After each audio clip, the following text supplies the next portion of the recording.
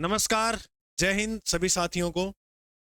तो हम पढ़ रहे थे मेवाड़ का इतिहास, और इस मेवाड़ के इतिहास में आज हम रावल शाखा का अंतिम शासक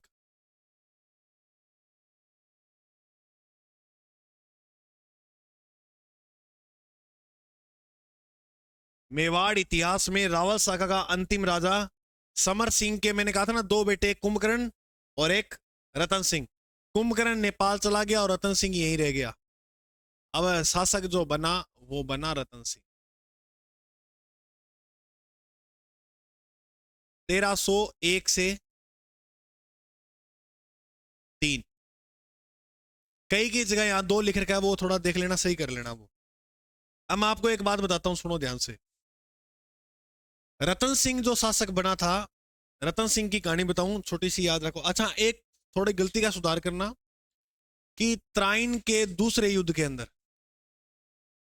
आप कह रहे हो गुरुजी आपने पहले जो त्राइन का द्वितीय युद्ध कराया था उसमें समर सिंह लिखा दिया है ना, तो दोनों में से सही कौन सा माने? तो सामंत सिंह है, वो गलती से बोला गया, गलती से लिखा गया, वो सामंत सिंह है। ठीक है, त्राइन के दूसरे युद्ध में। अब बात करते हैं अपने रतन सिंह की। देखो, रतन सिंह की कहानी जो पद्मावती बताई, पद्मावती वाली कहानी है, वो 1544 में एक ग्रंथ है पद्मावत, जो मलिक मोहम्मद जायसी ने लिखा था। पद्मावत ग्रंथ को, ये शेरशाह सूरी का दरबारी था। सूरी वंश की स्थापना होती है 1544 के अंदर। अभी लिखना नहीं है, कहानी कहानी सुननी है एक बार। कौन से वंश की स्थापना होती है? सूरी वंश की। और सूरी वंश के दरबार में एक कवि था जिसका नाम था मलिक मोहम्मद जायसी। इस मलिक मोहम्मद ने ग्रंथ लिखा जिसका नाम है पद्मावत। मेरे को ये बताओ, ये शाखा कब हुआ, घटना कब की है? 1303 की। ये घटना कब की है? लगभग कितने साल हो गए? 250 साल लगभग। तो कोई व्यक्ति 250 साल बाद आकर इतिहास लिखे तो क्या बात वो सारी सही लिख देगा? नहीं लिखेगा। तो यह जो पद्मावती, ये प्रेम वाली जो कहानी बताई है, ये काल्पनिक है। लेकिन काल्पनिक कहानी से तुम्हें भी पता होना तो चाहिए काल्पनिक किस प्रकार से कहानी बनाई गई है, मूवी में क्या वगैरह दिखाया गया है। वो जो पद्मावत मूवी है उसमें क्या दिखाया गया पद्मावती। देखो, मैं काल्पनिक कहानी बता रहा हूं आपको, पहले ही स्पष्ट कर देता हूं, किसी की भावना को ठेस ना पहुंचे इसलिए। ये सिर्फ काल्पनिक कहानी है, इसको इतना सीरियस नहीं लेना है। ठीक है, अब देखो ध्यान से सुनो।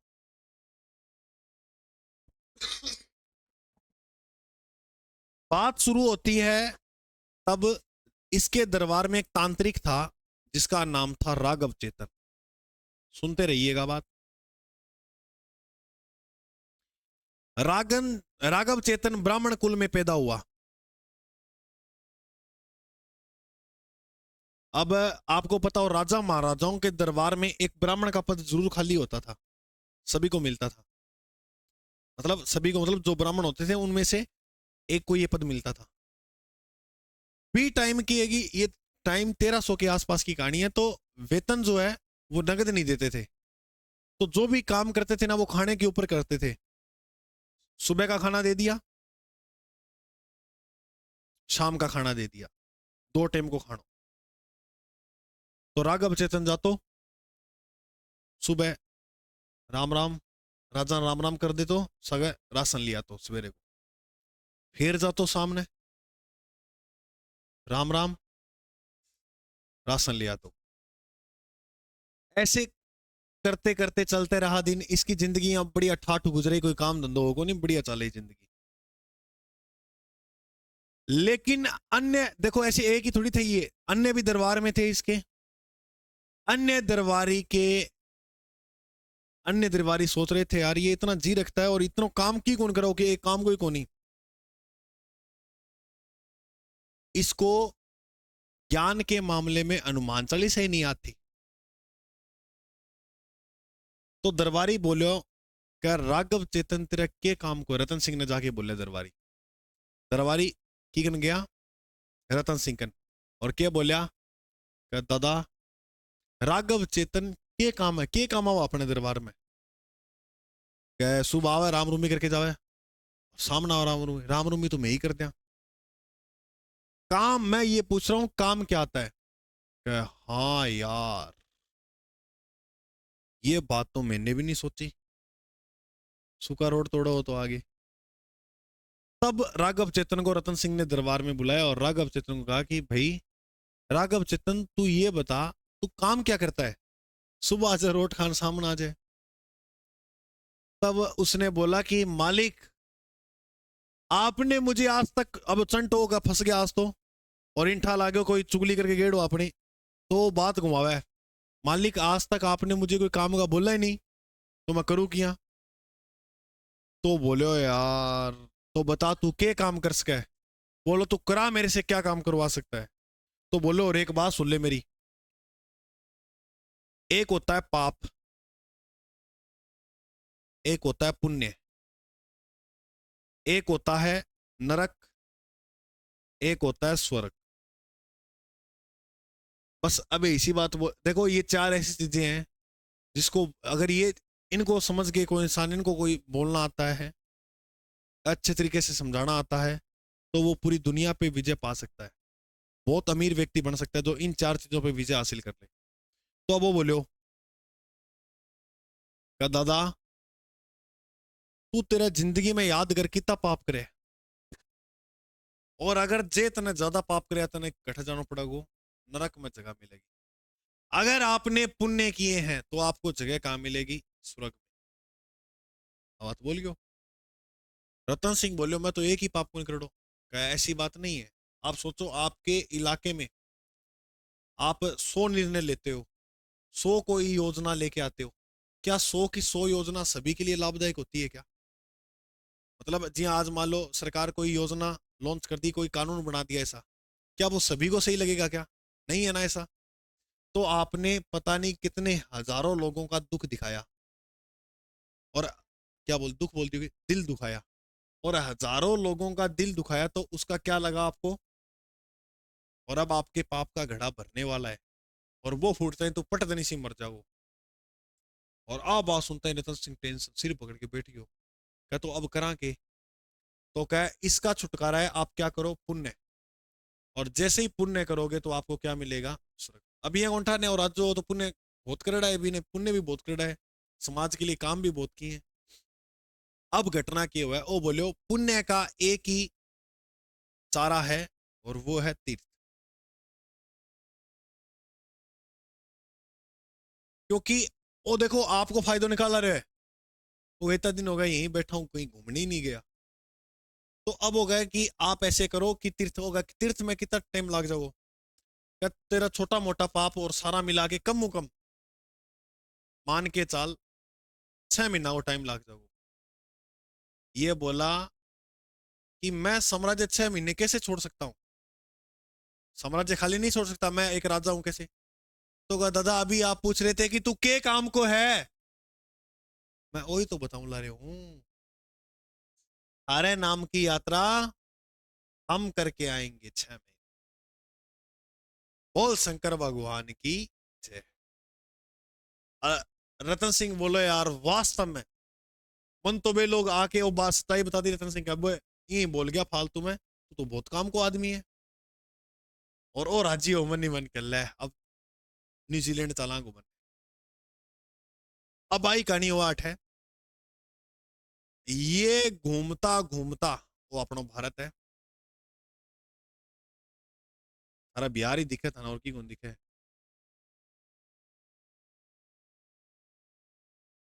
वो गए समुद्र पार चला आपा घूमने। तो यहां से घूमता घूमता घूमता घूमता घूमता घूमता यहां पर है सिंगल द्वीप, सिंगल द्वीप भी कहते हैं इसे। वो आठा आ गयो सिंगल द्वीप। और एक दिन बताओ कि जब आठा है तो थक गयो, तो एक बगीचा में रेस्ट करने लगाई।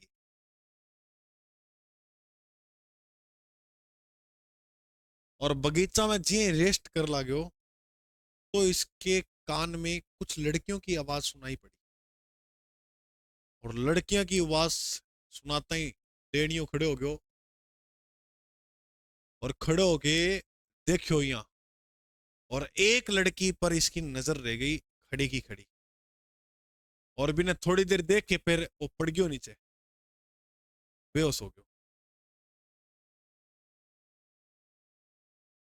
2-3 घंटा बाद जोलियो चक्यो और झड़कायो, मलडू भाग्यो कठा वापिस मेवाड़ की कन, रतन सिंह कन, और आके बोलियो दादा मैंने एक ऐसा दृश्य देखा जिसे आप देख लोगे ना तो एक पहला बताओ, रानी नागमती नाम हो, रतन सिंह की पत्नी थी नागमती।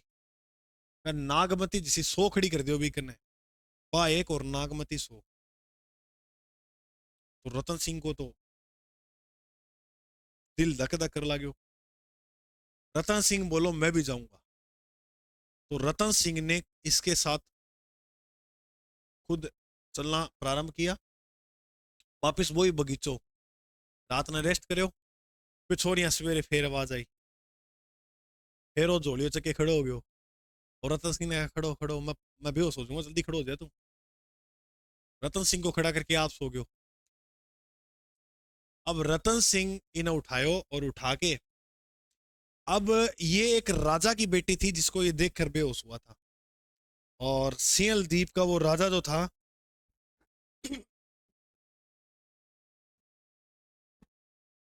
उसका नाम था गंधर्व सेन।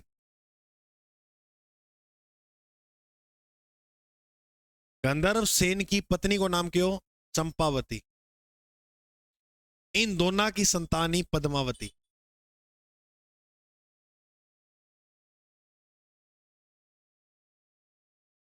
तो पद्मावती नाम की वो लड़की थी, उसको देखकर जो बेहोश हो रहा था बार बार ये, अब जो इनका महल है उसके बाहर ये ऐसे राउंड लगाने लगे।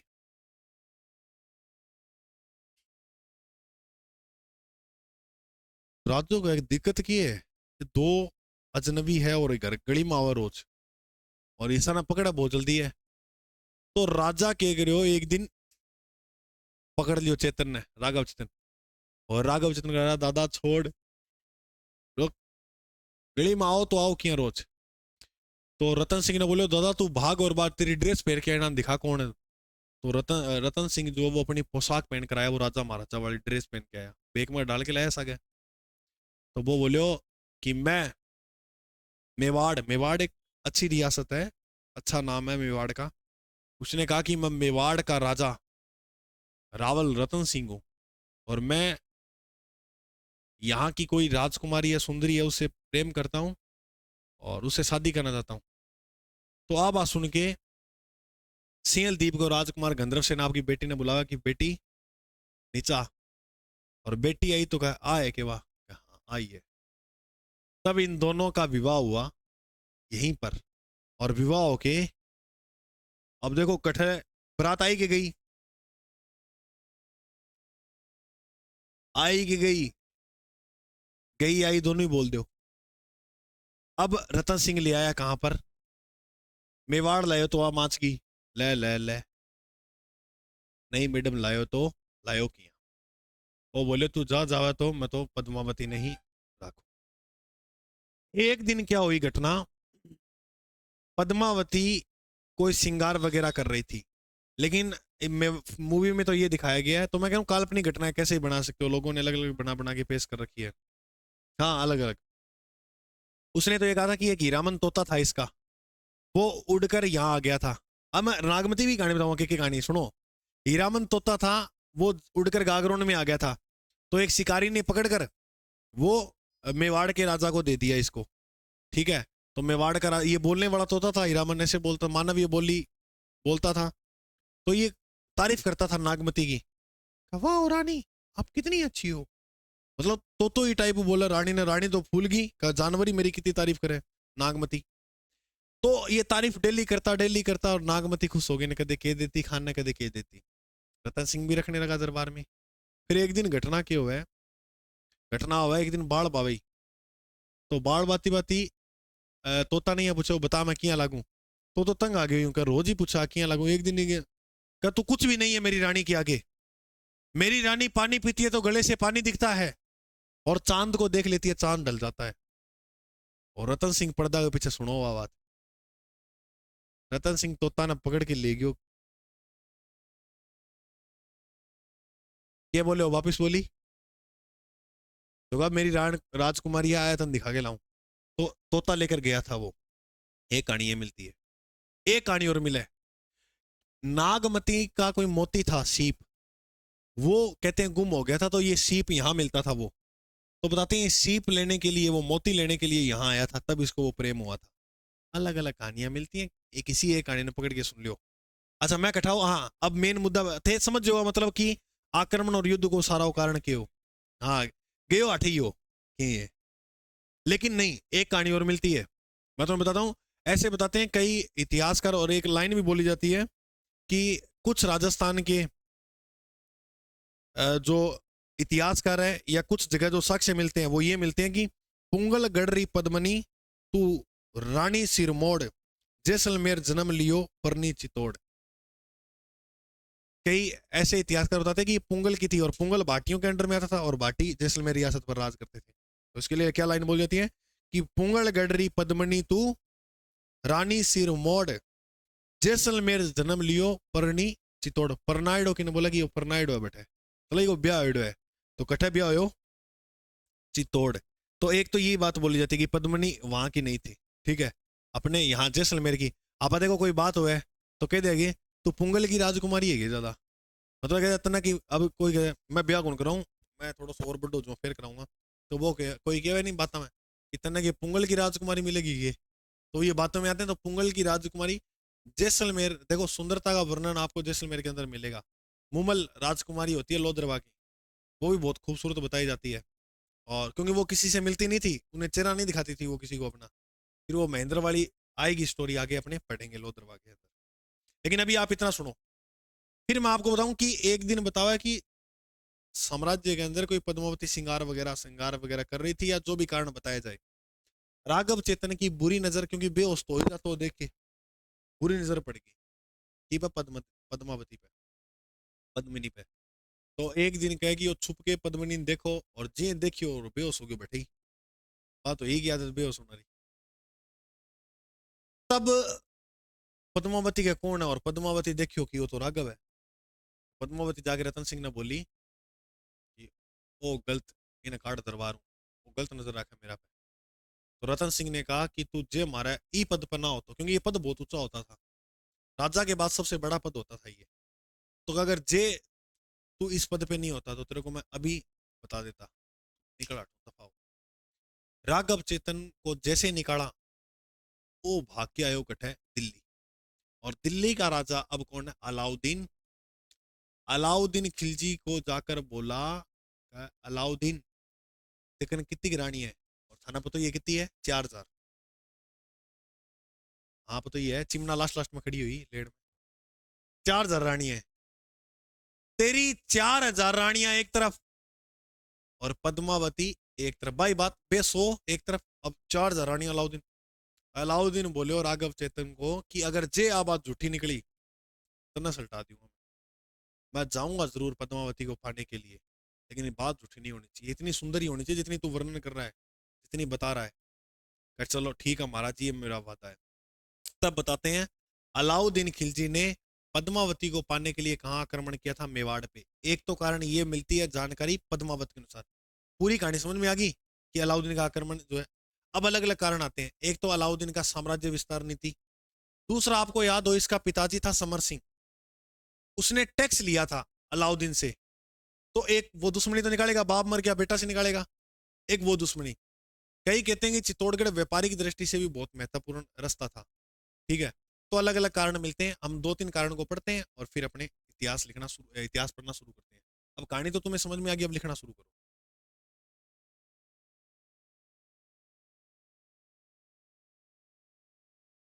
अब इसको अपने किस प्रकार लिखें समेट कर कि अपने बढ़िया तरीके से याद हो जाए रतन सिंह। देखो अब ये जितनी कहानी याद हुई ना, आपको समझ में आ गई ना पूरी कहानी, अब तुम्हें पूरा याद हो जाएगा बढ़िया तरीके से।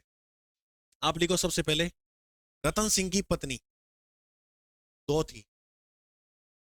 एक को नाम हो नागमती, एक का नाम था पद्मनी। या पद्मावती। ठीक है। इसके सेनापति जो पद्मिनी के साथ आए थे, गोरा और बादल,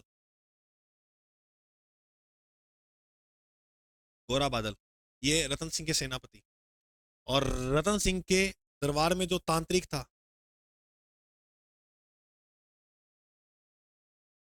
और तांत्रिक का नाम पे इन्हें, रियल बात है, हनुमान चालीसा याद को नहीं, उसका नाम था राघव चेतन। एक प्रश्न आता है एग्जाम में कि रतन सिंह के साथ विश्वासघात किसने किया था?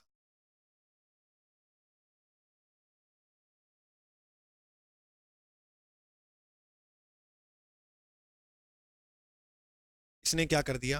विश्वास। थोड़ा पद्मावत ग्रंथ के अनुसार इसकी स्टोरी देखेंगे अभी। ठीक है। अच्छा, अब बात करते हैं अपने पद्मावती की। इसे पद्मिनी भी कहते हैं। पद्मिनी के पिताजी का नाम क्या था? गंधर्व से।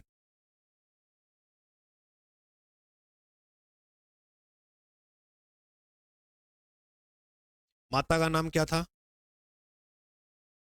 चंपावती। और इसके तोता भी था इसके पास एक, जो मानव की आवाज निकालता था। मानव बोली बोलता। अच्छा, ये कहाँ के शासक था? सिंगल द्वीप बोल दो या सिंहल द्वीप। और कई ये बोलते हैं कि पिंगल, जैसे पुंगल है ना, पिंगल को ही सिंगल बोला गया और सिंगल से सिंहल बना है। कई ये भी बोलते हैं, जैसे बनता है ना, पुंगल की राजकुमारी थी ये, और उसमें राजा के नाम था पुण्य, इस प्रकार के कोई राजा था, उसकी बेटी थी ये। पुंगल का राजा था पुण्य दास भाटी, ऐसा करके शासक था, उसकी बेटी पुण्यपाल भाटी। ठीक है। सिंहल द्वीप कहाँ है? श्रीलंका। पद्मावत के अनुसार हमें ये जानकारी मिली है। तो वो के लेने गयो सिंहल द्वीप, मलिक मोहम्मद जैसी मन तो आई कहानी समझ। चलो जी भी गयो, लिख लियो। अब मिलते हैं तो मिलता है लिखा हुआ। 1240 में रचना होती है ग्रंथ की। 1240 में मलिक मोहम्मद जायसी ने पद्मावत ग्रंथ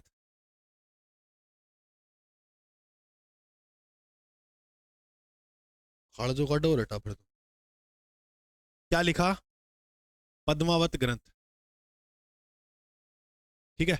और ये किसके दरबार में था? शेरशाह सूरी। और 1240 में नोट राय लिख लेना, सूरी वंश की स्थापना। भारत में सूरी वंश की स्थापना कब होती है? 1540 में। भारत की पहली रोड भी 1540, 1200 नहीं है, 1500 है।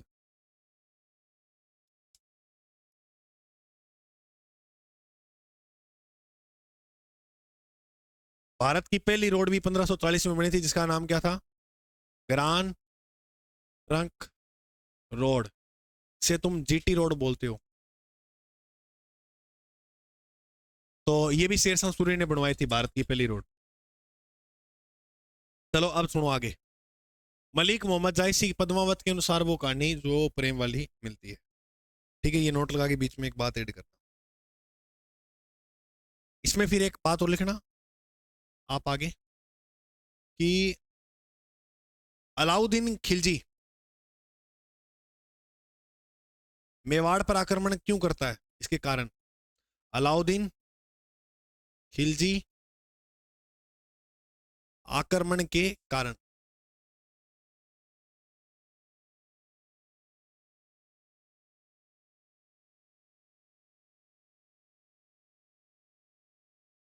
ठीक है। उसमें आप एक कारण लिखोगे, अलाउद्दीन खिलजी की साम्राज्यवाद नीति।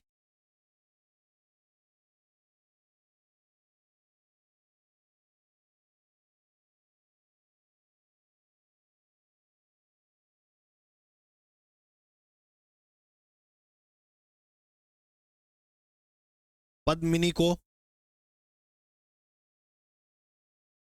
पाना। ये बात है सिर्फ पद्मावत के अनुसार। पद्मावत ग्रंथ किसने लिखा था? मलिक मोहम्मद जायसी ने।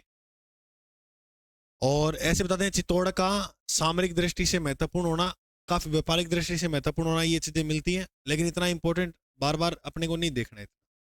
बस मेन आपको समझ में आ गया कि अलाउद्दीन ने आक्रमण किया था।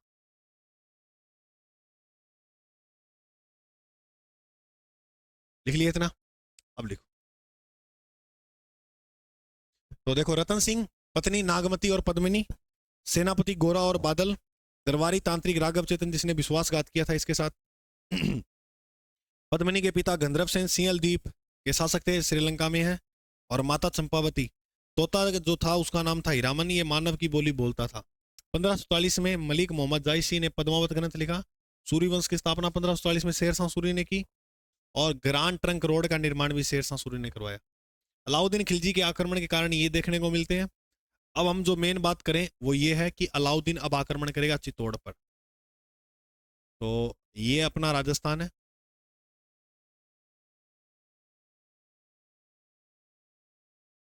और दिल्ली का जो शासक है वो अलाउद्दीन खिलजी।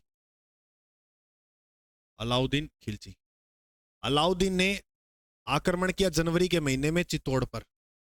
अब मैं ये कहानी बताता हूं तुम्हें पूरी। बात है 28 जनवरी की। 28 जनवरी 1303। अलाउद्दीन खिलजी ने, एक का मतलब अलाउद्दीन खिलजी, चित्तौड़गढ़ दुर्ग की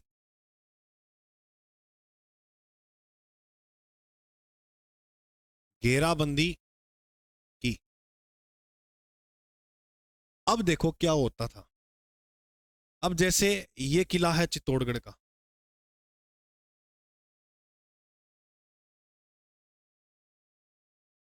किले का नाम क्या है? चित्तौड़गढ़। आपको पता हो राजस्थान का सबसे बड़ा लिविंग फोर्ट कौन सा है? सबसे बड़ा लिविंग फोर्ट। अच्छा, लिविंग फोर्ट का मतलब क्या होता है? आवासीय किला, जहां पर कौन रहती हो? जनता। तो ऐसे बताते हैं कि ये राजस्थान का सबसे बड़ा लिविंग फोर्ट है, और जनता रहेगी तो यहां पर खेती भी होगी। तो राजस्थान का बताओ सबसे वो किला जहां पर खेती होती है, ये प्रश्न भी पूछा गया एकदम। लगभग 70 के आसपास तालाब थे इसमें। अब तो बुर्गे 28 एक तालाब के साक्ष्य मिलते हैं, मिट्टी मुट्टी करके, और बहुत पुराना किला है, चित्रांगद मौर्य ने बनवाया था ये किला। तो ऐसे करके इसके अंदर बहुत किले थे। अब क्या करती जनता हट है इसके अंदर ही, मतलब इस किले के अंदर लगभग यहाँ मेवाड़ की जो जनसंख्या थी लोगों की, चित्तौड़ की, वो लगभग इस किले के अंदर आ जाती थी। इतने बड़े बड़े किले होते थे, आपने देखे भी हैं किले, बहुत बड़े बड़े हैं। तो जनता पूरी आ जाती थी किले में। और अब यहाँ पर इतने तालाब हैं, कुएं हैं, तो यहाँ खेती भी बढ़िया हो जाएगी। तो यहाँ जनता क्या करती थी? खेती वगैरह कर लेती थी। अब सुनो, इसके पास सेनापति है 10,000, मतलब मान लेते हैं रतन सिंह के पास 10,000 है, अलाउद्दीन के पास 1,00,000 सेनापति है। अब आक्रमण होगा तो आप श्योर मान के चलिएगा, लगभग चांस ये रहेंगे कि रतन सिंह हारेगा, क्योंकि 1,00,000 सेना बहुत होती है, 10,000 कुछ नहीं कर पाएंगे 1,00,000 के आगे। अब घटना ये होती है कि जैसे ही अलाउद्दीन ने घेराबंदी की, तो इन्होंने जनता को, सारों को अंदर रखा और कहा कि भाई खेती अपना चल रही है, तो अंदर खेती करते रहो आप और खाओ। और अब राजा कैसे बढ़ सकता था? या तो कोई विश्वासघात करे सेना, तब दरवाजे वगैरह खोल देगा। अब विश्वासघात करने वाला कोई व्यक्ति, वो राघव चेतनी था, उसको निकाल दिया था दरबार से। अब है नहीं कोई इधर, दरवाजे बंद हैं, दीवारें इतनी आसान नहीं है किले की तोड़ सके। तो कहने का बात कुल मिला के ये हुई कि अलाउद्दीन खिलजी ने 8 महीने तक घेराबंदी रखी। अब जनवरी का बाद 8वां महीनों आओगे अगस्त को। 8वां महीना कौन सा होता है अपना? अगस्त का। दिन है 26 अगस्त का। 26 अगस्त 1303। इस 26 अगस्त 1303 के दिन यहां पर घटना क्या होती है, यहां पर हो जाता है मेवाड़ का प्रथम शाखा।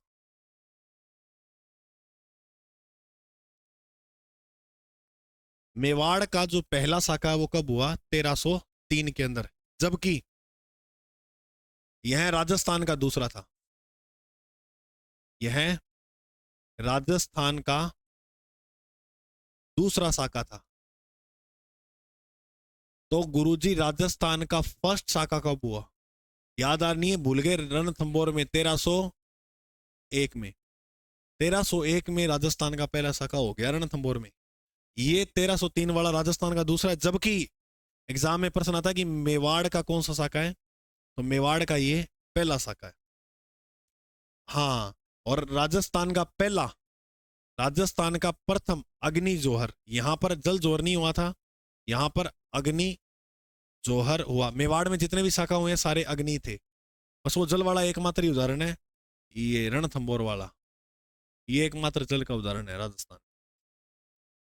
अब सुनो, यहां पर इससे पहले बीच में कहानियां और आती हैं कुछ। अलाउद्दीन ने कहा, ये काल्पनिक वही कहानी उसके साथ जुड़ी हुई है कि देखें तो सही पद्मिनी है कैसी। तो इन्होंने कहा कि भाई मैं आपसे मिलना चाहता हूं, मैं युद्ध वगैरह नहीं करूंगा, तो आप मुझे मिलाओ, आप मुझसे मिलो। और इसने कहा था कि बिल्कुल आप मिलना, और लेकिन नहीं हथियार आओगे, नहीं हथियार मतलब हथियार नहीं होने चाहिए आपके पास। फिर भी अलाउद्दीन खिलजी हथियार लेकर गया था, तलवार लेकर गया था। तो रतन सिंह ने देखा तो समझा कि वो तो गद्दारी करवे। तो वो जब जैसे ही आया आगे, तो कहा मैंने कहा था ना नहीं हथियार आओगे। तो उसने कहा कि क्या तलवार आप ले लो, मैं तो वैसे वैसे लेकर आया हूँ। तब उसने कहा चलो आपको खाना खिलाते हैं। और आपला राजा देखो कितना साफ मन का, खाना में ना कोई झेर ना कुछ, और बढ़िया खातिरदारी करी अलाउद्दीन खिलजी की। अब उसने कहा कि आप अपने परिवार वालों से मुझे मिलाओ, और परिवार वालों से मिलाओ तो वो गोरो है, वो बादल है, ये करके दो तीन जनों मिलवा दे। तो कहा नहीं, उससे अब की बात रहे था मेरी है क्या, और भी मिलाओ, और भी है सदस्य घर में। क्या नहीं, कहा आपकी पत्नी से मिलाओ। जब ये बात बोली तो अलाउद्दीन बोला कि हमारे एक प्रथा है कि घर पे आए मेहमान को हम भगवान का रूप मानते हैं। अगर जी हमारा प्रथा ना होती तो तेरे को अभी मैं बता देता कि तेरे मतलब मिला दे तो पत्नी हो तो तने। तो ये बात उसने बोली रतन सिंह ने। अलाउद्दीन यहाँ का कोई बात नहीं मत मिलाओ, नाराज होके आ गया। तब बताया जाता है कि अलाउद्दीन खिलजी ने यहाँ पर 3-4 गोलाबारी की और आक्रमण किए, और उसके तहत ये बताते हैं कि इसने कहा कि आक्रमण करे, तो उसने पद्मावती ने कहा कि ऐसी कली देखेगो और जो की कर लेगो वो। तो ऐसे है कि आक्रमण तो नहीं करेगा, ये चला जाएगा। उसने कहा दिया था मैं वापस चला जाऊंगा अगर मेरे को पद्मावती से शिकल दिखा दी तो। तब बताते हैं कि दूर झरने में पद्मावती को दिखाया था। कहीं क्या कि शीशा के अंदर छाया दिखाई पद्मावती की, और वास्तव में पलक झपकते ही उसने महसूस किया था अलाउद्दीन ने कि वास्तव में बहुत सुंदर है। तब अलाउद्दीन ने सोच लिया था कि पाऊंगा तो अब पद्मावती को ही पाऊंगा। तब अलाउद्दीन खिलजी ने क्या कहा, रतन सिंह को कहा कि आप मेरे यहाँ भी खाना खाने आओ, मैंने खिलाया था आप भी आओ। अरे थाना था गद्दारी या दापे गद्दारी मन में पला बिल्कुल भी को नहीं। वो रतन सिंह जैसे ही गया, रतन सिंह को कैद कर लिया और पद्मावती को संदेश पहुंचा दिया कि अगर इसकी सलामती चाहती है जान की तो आ जाए यहाँ दिल्ली। तब पद्मावती और गोरा बादल इन्होंने प्लानिंग की। क्या, उसने कहा जितनी भी रानियां हैं वो भी ले आना साथ में, क्योंकि लगभग देखो प्राचीन इतिहास में ऐसे होता था कि कोई युद्ध जीता था ना तो वो ऐसे रानियों को बच्चों को इनको क्षति नहीं पहुंचाता था। मध्यकालीन भारतीय इतिहास तक आते आते वो इनको क्षति पहुंचाने लगे थे। ये आक्रमणकारी थे, इनको मार देते थे, दासी बना लेते थे, अपनी जो मतलब माता के रखवाली के लिए छोड़ दी, इस प्रकार से काम करते थे ये। तो ये बताया जाता है कि अलाउद्दीन खिलजी ने पद्मावती को कहा कि आप मिलने आओ। तो पद्मावती की डोली के अंदर 800 रानियों की बजाय 800 सेनापति दाढ़ियारा बिठा लिया, किसो पैरान पड़ा के, लड़की और पैरान पहना के, घूंघट वगैरह। तो जैसे ही आए दिल्ली में किले के आगे, तो एक जनो गयो यहाँ देखने, और देखो तो वाह, ओलो निकाल रखे भी ने, और उनके पास सारों के पास हथियार, क्योंकि प्लानिंग थी उनकी इन्हें सल्टाऊंगा। तो जैसे ही उन्होंने सिर उठाया तो वो दाढ़ रहा, भाई जी आ गया सेनापति। उनके हाथ में चाकू, और 3-4 बार घुच घुच करी, और साल। विन है, खत्म कर दियो। विन को मारा तो वो सारा निकल गया, 800 का 800 पे आक्रमण कर दिया। और यहाँ बताते हैं गोरा और बादल मारे गए थे। गोरा बादल मारे गए यहाँ, और ऐसे करके कोई एक आगे कहानी हुई और रतन सिंह को वहां से छुड़वा लिया, रतन सिंह को ले आए। अब बात आ गई 26 अगस्त 1303 की। ये बीच की कहानी है जो अभी बताई। 26 अगस्त 1303 के अंदर चित्तौड़ पर अलाउद्दीन ने कहा कि रतन सिंह अपने ऐसे करते हैं, अपने दोनों युद्ध करते हैं, सेनापति क्यों मरे, जो फिल्म में दिखाया गया। और दोनों जब युद्ध करते हैं तो वास्तव में रतन सिंह ने साहस दिखाया था। रतन सिंह उसको धकेलते हुए, उसको मारते हुए बहुत पीछे तक ले गया। और अगर विश्वासघात नहीं किया होता तो हमें ये लगता है कि ये युद्ध रतन सिंह जीतते। पीछे से कईयों ने बाण चलाए, तीर चलाए, उनको धोखाधड़ी, बाण भी नहीं चलाए तो कोई भी, मतलब धोखाधड़ी से रतन सिंह को यहाँ मार दिया, क्योंकि इनकी संख्या ज्यादा थी। अगर मान लो वो सेना भी आएगी तो भी ये सल्ट लेंगे। तो यहाँ पर रतन सिंह जो है वो वीर गति को प्राप्त होते हैं। और अब रानी को पता ही था कि कम सेना है अपनी, श्योर है कि हारेंगे, ठीक है। तो ये पहले जोहर कर लेती थी। देखो, सती पति की मृत्यु के बाद होता है, जोहर जो है वो पहले होता था मृत्यु से। क्योंकि जब युद्ध में जीतने की आशंका समाप्त हो जाए, तब राजपूती महिलाओं द्वारा अपनी संस्कृति परंपरा बचाने के लिए वो आग के अंदर जो है अपने शरीर को त्याग देती थी।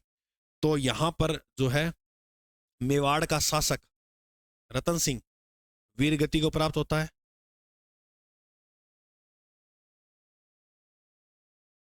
और पद्मावती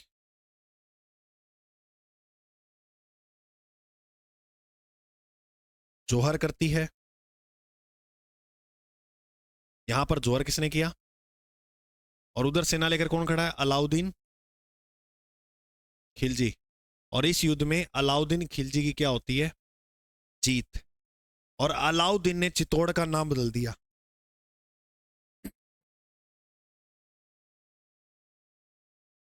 चित्तौड़गढ़ का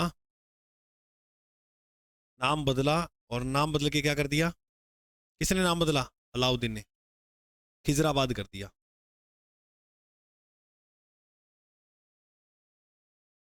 अच्छा, एक का नाम खेराबाद किया और एक का नाम जलालाबाद। जलालाबाद जो नाम किया वो किसका किया, जालौर का। और खेराबाद जो नाम किया था, खेराबाद, वो किया सिवाना दुर्ग का। सिवाना कहाँ है, बालोतरा में। ये बात याद रखना। चलो लिख लो फटाफट। तो ये होता है अपने मेवाड़ का साका। और अलाउद्दीन ने ये किला जो है चित्तौड़ का अपने बेटे के नाम पर नाम रखा था। ये पुत्र था इसका, खिजर खां, उसको सौंप दिया। खिजर खां को सौंपा। तो ये किला किसको सौंप दिया, खिजर खां को।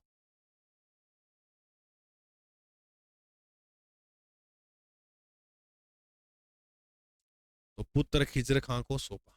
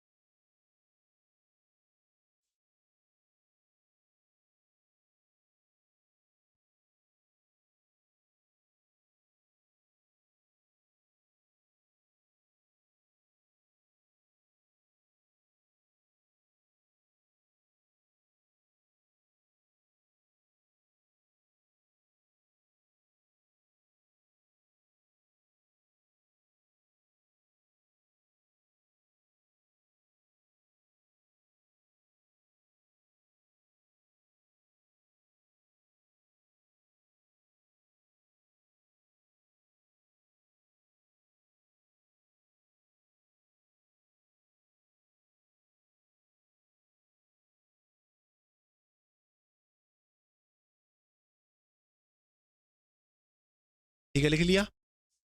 अब ये शाखा यहां पर समाप्त होती है, और रावल शाखा का अंतिम राजा कौन था, रतन सिंह। तो लिखो, रतन सिंह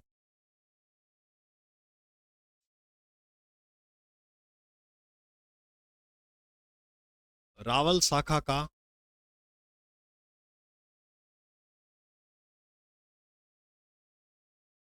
अंतिम शासक। अब बताओ चित्तौड़ का किला किसके पास है, चित्तौड़गढ़ दूरग खिजर खां के पास है। अब खिजर खां इस किले में ज्यादा टाइम तक नहीं रुका था। खिजर खां 1303 से 1313 तक, सॉरी 11 साल 10 साल राज किया था 1313 तक। 1303 से 1313 तक राज करता है कौन? खिजर खां। खिजर खां ने ये किला जो है वो कानड़ देव के भाई को सौंप दिया, जिसका नाम था मालदेव मुंछाला। ये कौन था? कानड़ देव का भाई था। तो कानड़ देव के भाई मालदेव मुंछाला को सौंप दिया गया, तू ले ले जागीर, तू संभाल इस किले को। और इससे भी ये किला संभला नहीं तो इसने ये किला बनवीर को दे दिया। इसने ये किला किसको दे दिया? बनवीर को। अब तुम थोड़ा ब्लैक फेस मारो, ब्लैक फेस के बैक फ्लेस मारो। मैंने आपको एक राजा करवाया था रण सिंह, याद आ रहा है क्या? रण सिंह के दो बेटे, एक का नाम था शेम सिंह और एक का नाम था राहप। आपको याद है क्या राहप कौन से गांव गया था? वेरी गुड, सिसोदा गांव। राहप के बाद जो राजा बना वो बना ऐसे बहुत आए थे ठिकानेदार, लेकिन मैं मेन में बताता हूं। इसके बाद आया लक्ष्मण सिंह, और लक्ष्मण सिंह के बाद जो आया उसका नाम था अरी सिंह। अरिजीत नहीं है, अरी है। और अरी सिंह के बाद जो आया उसका नाम था हमीर। घटना है 1326 की। हमीर कौन से गांव से आया था? सिसोदा। राप ये कहां गया था? सिसोदा गांव में, बताई थी ना कहानी मैंने, सिसोदा गांव। तो सिसोदा गांव में ये रहते थे। तो हमीर सिसोदा गांव से जाकर इस बनवीर को हराया, और बनवीर को जैसे ही हराता है, यहां पर हमीर ने एक नई शाखा की शुरुआत की जिसका नाम था सिसोदिया वंश। सिसोदा गांव से आए इसलिए इसका नाम क्या पड़ा? सिसोदिया वंश। अब हम पढ़ेंगे कौन से वंश को? सिसोदिया वंश। अब मैंने आपको शुरू शुरू में बताया था ना कि मेवाड़ दो शाखाओं में बैठा था, एक रावल शाखा थी, एक सिसोदिया। तो सिसोदिया शाखा की अगर आप बात करा तो ये लोग अपने नाम के आगे क्या लगाएंगे? राणा या महाराणा। तो 1326 में इसकी जो स्थापना की थी वो किसने की थी? हमीर ने। हमीर सिसोदा गांव से आता है, बनवीर को हराकर। किसको हराकर? बनवीर को। हमीर ने सिसोदिया वंश की शुरुआत कर दी। अब राजस्थान के अंदर कौन से वंश की शुरुआत हो गई है? सिसोदिया, मेवाड़ के अंदर। तो मेवाड़ में मैंने रावल शाखा कंप्लीट पढ़ा दी, और किस प्रकार यहां पर सिसोदा वंश आया वो भी मैंने आपको बता दिया। समझ में आ गया कैसे आया सिसोदा वंश? खिजर खान ने मालदेव को सौंप दिया था किला, मालदेव ने बनवीर को। उधर वो राहप, लक्ष्मण सिंह, हरी सिंह ये चल ही रहे थे। अमीर ने आक्रमण कर दिया बनवीर पर, और इससे ये मेवाड़ छीन लिया, और यहां पर सिसोदिया वंश की स्थापना कर दी 1326 में। और हमीर को विषम घाटी पंचानन भी कहते हैं। वो सारी कहानी कल पढ़ेंगे, कहां पर कहा गया है इसको, जितनी भी बातें होंगी वो। तो आज के लिए, अभी के लिए, जय हिंद, जय भारत। मिलते हैं अगली क्लास में।